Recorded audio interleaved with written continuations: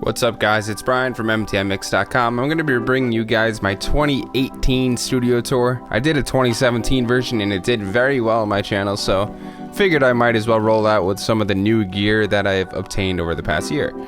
So the first thing that you're going to see when you come down into my studio is my Tempting Records sign. This is a branding thing. Once you get past that, you get down to the Sky Zoo music for my friend's record. This is one of my first professional albums that I got to work with. Sky Zoo's a super dope dude. I got to work with him after this as well. Peddler Themes, I got to work on that. Then you go over to my guitars. I've been getting more into my guitar playing, back to my roots kind of thing, and I've been really enjoying it. My main guitar is my Fender Telecaster. This thing has a really good tone. It's my main recording guitar, whether I'm going through an amp or if I'm going DI or through a pedal or whatever it may be. If I'm recording bass, I have my Ibanez. It's a cheaper bass. It's not that great, to be honest, but whenever I record bass, it will be through this.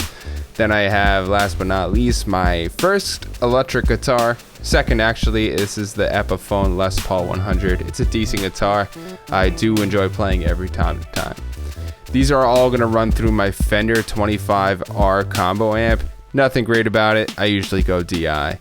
Then I have my Torre record, back to the wall art, I guess you could say. This is my Torre Untitled album. This is another very special project to me. I got to do a lot of mixing and mastering on it. And then right next to that is my Boom Bap project. This is a Cheech Bundy record. I actually produced some music on this, which is why I actually hung it up. I love this album. Love the cover art as well. Very cool concept. My girlfriend actually made me these. These are my MTM Mr. Temptation Music custom flight glasses for beer. Whenever I have artists over that are drinking, I be sure to send them over to these, and they love it. It's always a cool photo op for them, which is big for the studio. I like to make sure that the artist or any of the artist's friends are in a comfortable listening position or a comfortable just studio environment, which is why I've actually taken this into a pretty proper aesthetic kind of orientation. I make sure that these things are overlooked rather than underlooked. I think a lot of studios underlook these things. I love making sure that the studio is comfortable. Next up is my desk. It's a custom desk. I built it myself. There's a whole video about it, these things, but I had a buddy of mine who paints cars professionally actually come over and paint this desk. So it has a really awesome finish. No complaints at all. This desk looks and feels and lets me create the best way possible, and I'm really grateful for this desk.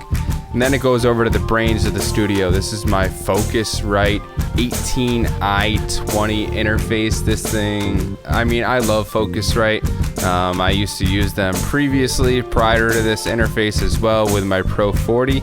Now I'm just using the Pro 40 essentially just for ADAT if I am to record drums or anything like that. They're essentially the same exact interface.